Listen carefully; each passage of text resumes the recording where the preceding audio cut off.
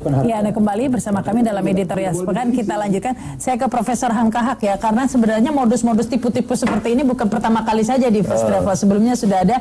Tetapi sampai saat ini pun juga pemerintah belum melakukan apa-apa lah terkait memperbaiki regulasi itu. Belum ada ya tadi itu pendampingan dan lain sebagainya yang langsung dilakukan begitu ya. Saat ini belum ada juga ini. Ya, jadi sekarang kan Komisi 8 membentuk panja khusus mengenai ini.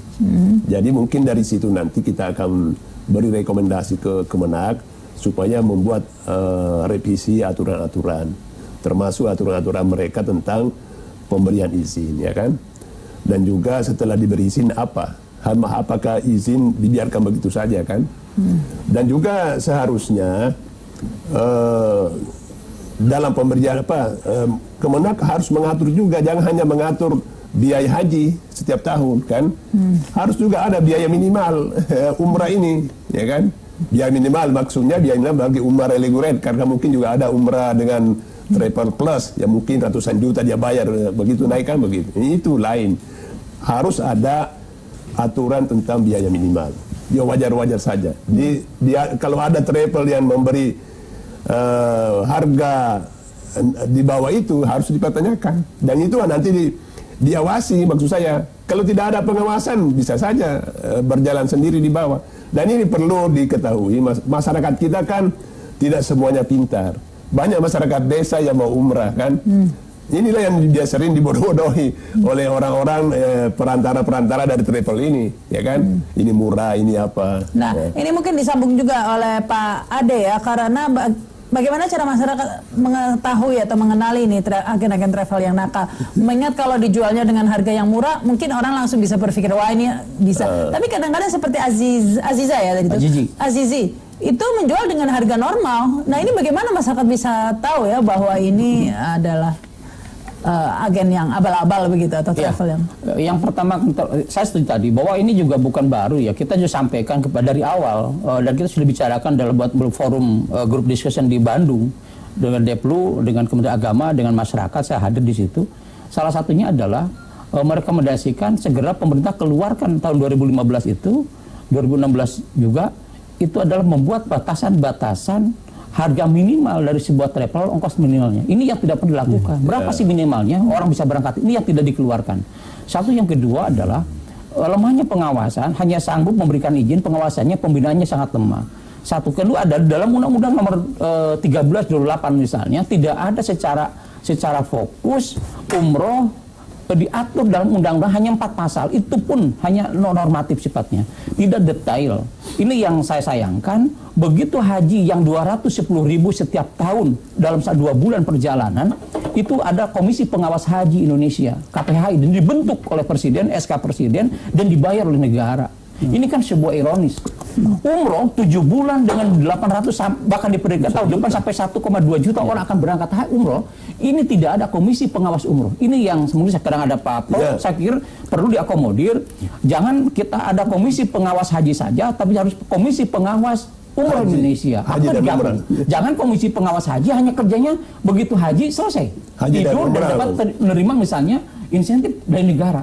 Harusnya digabung aja komisi pengawas haji dan umroh Indonesia, sehingga selesai haji kerja untuk mengawasi umroh. Ini yang perlu digabung. Ini di undang-undang. Saya kira itu juga banyak masukan juga ya Pak. Saya kira ini pembelajaran tadi, ini pembelajaran, sebuah pembelajaran untuk kita, untuk DPR, untuk masyarakat, untuk pemerintah harus segera merubah ini. Nah, pada masyarakat saya kira walaupun harga normal tetap hati-hati. Karena walaupun misalnya tadi benar nggak, dicek dulu, pasti nggak. Karena ada kepastian yang pertama bukan hanya sekedar izin, dilihat dari legalitas yang ada dari travel itu sendiri, dia punya pembeli atau tidak, harganya bagaimana, pengalaman seperti apa.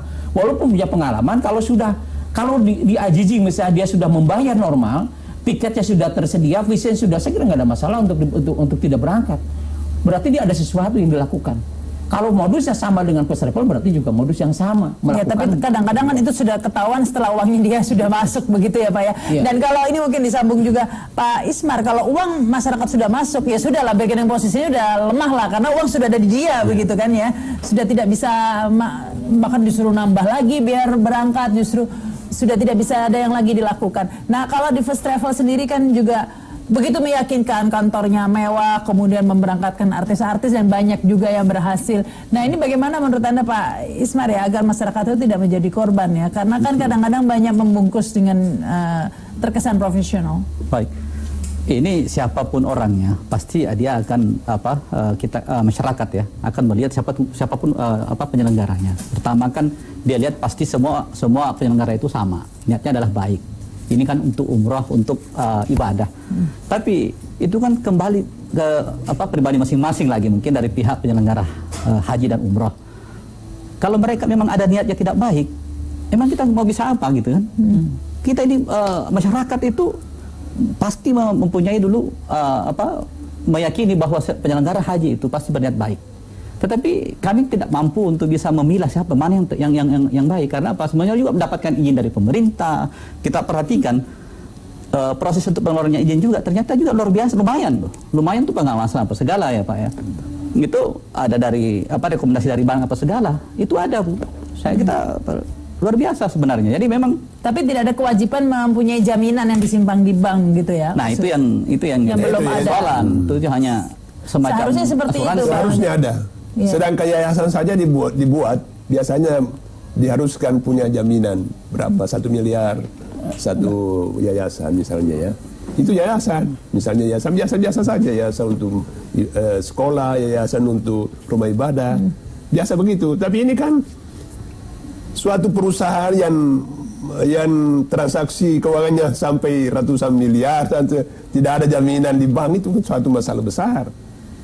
Tapi kalau dikenakan jaminan nanti akan mengurangi ini ya, masyarakat yang ingin membuka usaha akan mempersulit begitu. Ya, bukan mempersulit, adalah kehati-hatian yang perlu sangat mudah. Kalau bisa ini kan kita sudah bukan hanya tahun terakhir.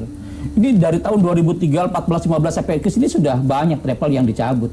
Cuma jadi tidak jadi bahan pembelajaran untuk siapapun. Kenapa? Karena tidak punya efek jerah. Ya, efek jerahnya apa? Orang yang sudah dicabut izinnya, dibekukan izinnya, lusa bisa bikin lagi. Kenapa? Dengan nama baru. Nama baru, karena menurut saya maka hasil dan lagi ada travel bukan first travel begitu. bisa begitu. Dia cuma ganti cover saja, ganti casing, orangnya masih. Maksud saya maka hasil saya katakan rekomendasi di Bandung, kenapa saya ngotot itu di Bandung sangat ideal. Yang pertama, orang yang sudah tadi seperti first travel atau haji dicabut izinnya, orangnya itu 10 tahun tidak boleh masuk dalam korporasi apapun. Ya. Dia ngaju izin atau nama siapa, pernah punya gagal, ada track record yang jelek, tidak boleh dibuat izin. Karena kalau ganti baju lagi, orang ini lagi, nipu lagi. Itu mesti dibuat aturan seperti itu kan? Ya, harus ada. Ya, mesti harus diatur seperti itu. Tadi pun ada garansi. Dan mungkin jadi intinya aturannya diperketat begitu. Diperketat aturannya. Dan efek jerah. Demi keselamatan umat. Dan berefek jerah. Karena bisa juga diberi aturan karena kan tidak. Ini masalahnya menyimpan dana masyarakat dalam waktu yang cukup lama, itu masalahnya, sehingga riskan itu diputar-putar dulu begitu uangnya. Iya. Mungkin ada aturan juga agar paling lama 3 bulan begitu ya, sudah harus berangkat begitu, ada aturannya, tidak boleh lebih dari 3 bulan. Ya Pak, mungkin suatu saat nanti begitu. Jadi ada aturan tentang ada aturan di undang-undang perbankan tentang itu. Jadi ada aturan tentang besaran ongkos umrah, ada aturan dulu besaran jumlah jamaah yang harus dinaikkan bertahap, mungkin setahun ini hanya sekian, kalau sudah sukses bisa menambah lagi kan, naik kelas lah semuanya. Iya, ada grade. Ya, jadi bukan hanya punishment, ada rewardnya juga. Iya, ada rewardnya juga, kan begitu kan. Misal gini, kekhawatiran 2015 adalah banyak jamaah umrah yang overstay. Di mana ada begitu berangkat umroh dia lari ke gunung untuk memperpanjang sampai musim haji. Musim haji dia ikut haji baru pulang dengan cara deportasi. Ini kan modus. Ini kekhawatiran Kementerian Luar Negeri itu membuat aturan. Gimana caranya koordinasi dengan agama bahwa orang yang berangkat umroh harus memperlihatkan dan mencetak tertulis tiket pulang pergi. Pak, saya buat jamaah 100 orang. Ini tiketnya untuk pulangnya, ini untuk perginya. Jaminannya pulangnya ada sehingga bisa bisa pulang. Ini kan kenyataan. Waktu dulu enggak. Pergi dulu, pulangnya tidak, sampai banyak tidak bisa pulang. Selain itu banyak juga ya jamaah haji yang menggunakan kemudian visa ziarah atau visa kerja sementara seperti itu hingga bisa kemudian ikut haji. Kita akan bahasnya lagi setelah pesan-pesan berikut ini.